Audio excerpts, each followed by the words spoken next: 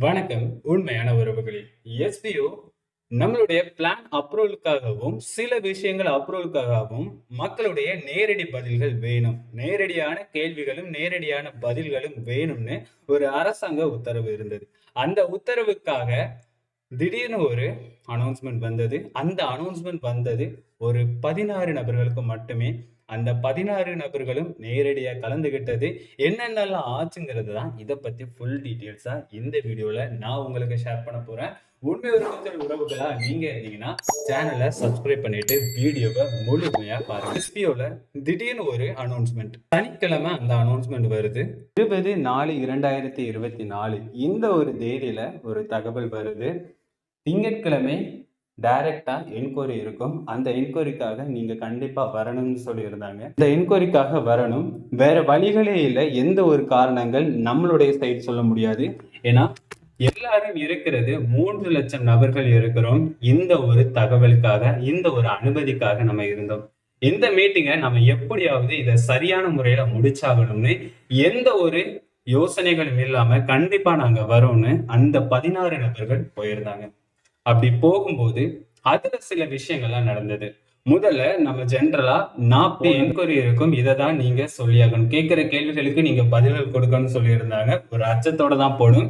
ஏன்னா நம்மளுடைய பதில்கள் ஒரு தவறா இருந்ததுன்னா கண்டிப்பா இருக்கிற 3 லட்சம் நபர்களுக்கும் பாதிப்பு இருக்குங்கிறது தான். ஆனா கேட்ட கேள்விகளும் அவங்களுடைய கொடுத்த தைரியங்களும் மிகவே சிறப்பா இருந்தது. இங்க இருந்து நேரடியா போயாச்சு. நேரடியா ஞாயிற்றுக்கிழமை இரவு நாங்க சேர்ந்தாச்சு வெள்ளூர்ல.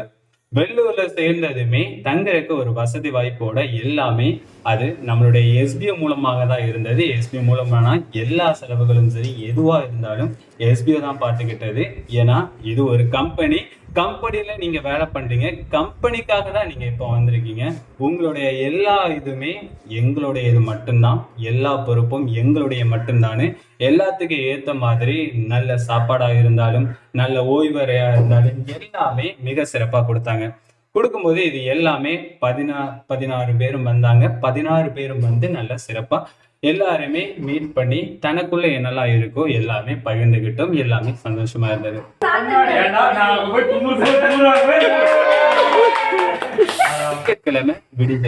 திங்கட்கிழமை விடிஞ்சதுமே உடனடியா 7 மணிக்கே மீட்டிங் இருக்குன்னு சொல்லியிருந்தது. 7 மணிக்குன்னு அந்த ஒரு டயர்லையும் எல்லாருமே எந்திரிச்சாச்சு, எல்லாருமே ஃப்ரெஷ் ஆகியாச்சு, எல்லாருமே ரெடியாகி வேன்லையும் உட்காந்தாச்சு. எல்லாமே அரேஞ்ச் பண்ணி தந்தாங்க. அரேஞ்ச் பண்ணி வேன் எல்லாருமே ஏறி போயிட்டு இருக்கோம். அந்த போறோம் காலையிலே போகும்போது கிட்டத்தட்ட நாங்க நெருங்கிட்டோம். ஒரு கால் வருது, எஸ்பிஓ இந்த என்கொயரி மீட்டிங் இப்போதைக்கு இல்லை அப்படின்னு ஒரு கால் வருது. அது கேன்சல் ஆகிட்டு, ஏன்னா அவங்க சில விஷயங்கள்னால ரொம்பவே பிஸியா இருக்காங்க, அதனால கேன்சல் ஆகிட்டுன்னு சொல்லும்போது எல்லாருக்குமே ஒரு மனசங்கடமா போச்சு. இது எப்போ முடியும்னு எல்லாருமே ஒவ்வொரு தூரத்துல இருந்து வந்திருந்தோம். அந்த தூரங்களுக்கு ஏற்ப எதுவுமே இல்லை. எங்களுக்கு எஸ்பிஓ சரியான ஒரு நடைமுறையில செயல்படணும், அதுக்காக என்னெல்லாம் பண்ணலாம்னு ஒரு ஏக்கத்தோட தான் வந்தோம். ஆனா அதுல திடீர்னு காலையிலேயே நிப்பாட்டியாச்சு. இடையிலேயே வண்டியை நிப்பாட்டிட்டு மறுபடியும் திரும்பி ஹோட்டலுக்கு தான் போனோம்.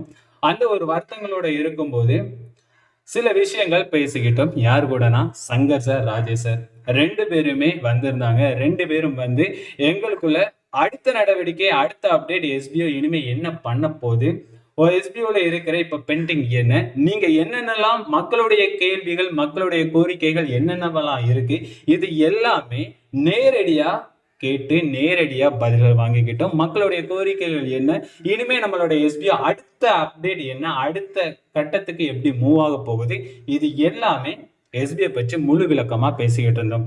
இதெல்லாம் பேசும்போது சரியா நம்மளுக்கு நல்ல ஒரு சாப்பாடா இருந்தாலும் நல்ல ஒரு ஓய்வா இருந்தாலும் அந்த ஒரு நேரம் நல்ல ஒரு இதாவே போச்சு. போகும்போது அதுக்கு அடுத்தது மறுபடியும் நேரம் வந்தாச்சு. மறுபடியும் மீட் பண்ணணும், அந்த என்கொயரி அட்டன் பண்ணணும். அந்த என்கொயரி அட்டன் பண்ணி நம்ம பேசி ஆகணும் அப்படிங்கிறது எல்லாருமே போயாச்சு.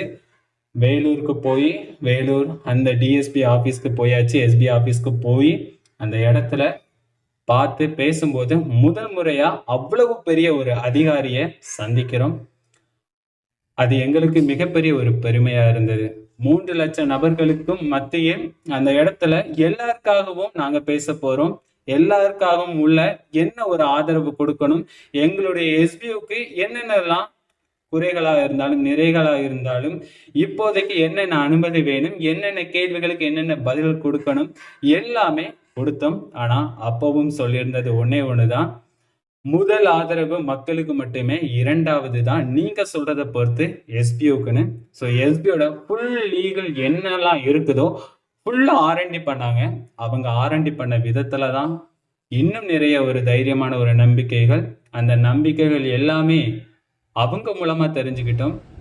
அவங்க சொன்னது எம்எல்எம் பான்சர் ஸ்கீம், இந்த ரெண்டுலையுமே எந்த ஒரு நிறுவனம் இயங்கினாலும் அது ஸ்கேம் தானே.